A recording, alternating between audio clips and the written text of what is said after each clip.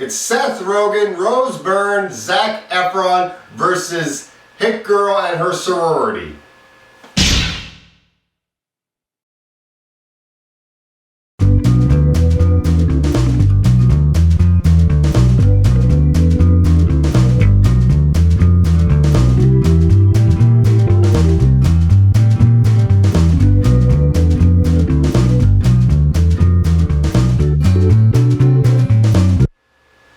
Neighbors 2, directed by Nicholas Stoller, starring Seth Rogen, Zac Efron, Rose Byrne, and Chloe Grace Moretz.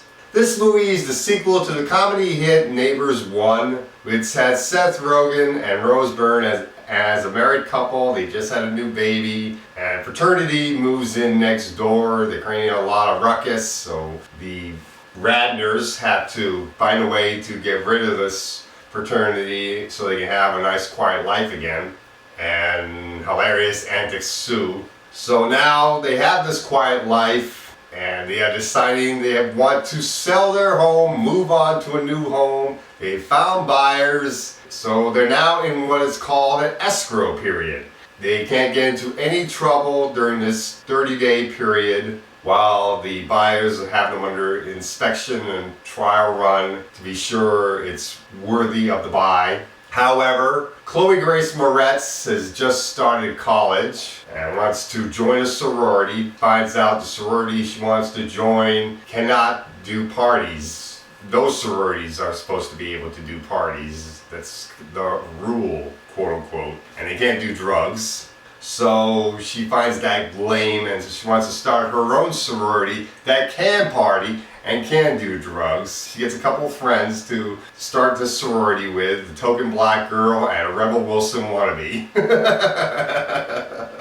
So they go to the old frat home that's right next door to the Radners and start their sorority. Tay Sanders, played by Zac Efron, is there because his fraternity kicked him out since they've all moved on with their lives, and he decides to mentor the sorority, help them get started.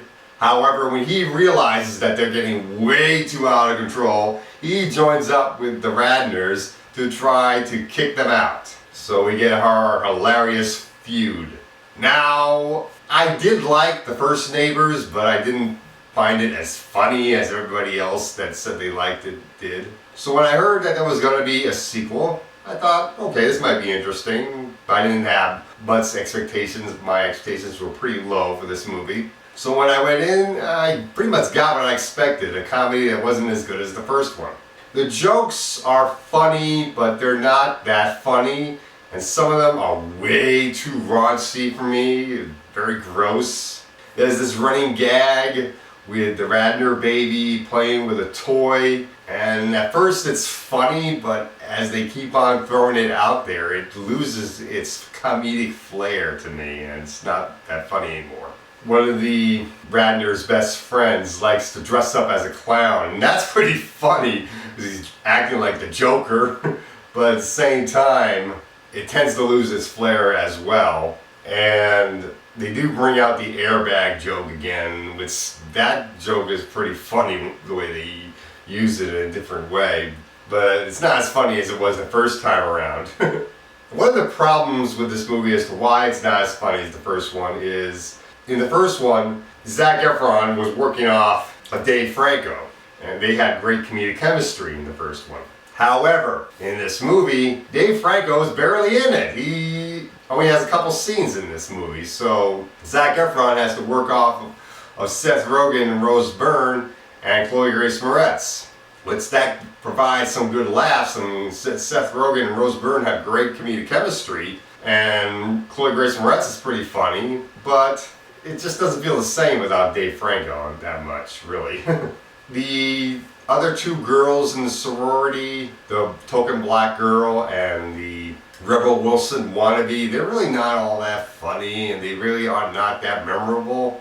Especially the Rebel Wilson wannabe, I really found her very annoying, mostly. As for the other girls that were in the sorority, I just didn't find them memorable at all. They could be any girl, so that mattered. I didn't care. Selena Gomez shows up in this movie too as the president of the sorority that Chloe Grace Moretz was trying to get into but didn't want to be part of. And she's okay, but I don't really find her that much of an actress anyway.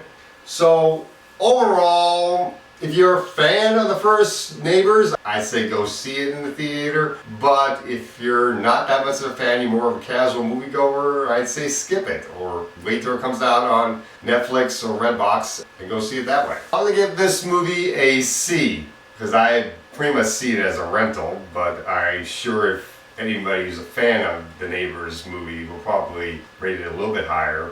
And that's all I gotta say for Neighbors 2.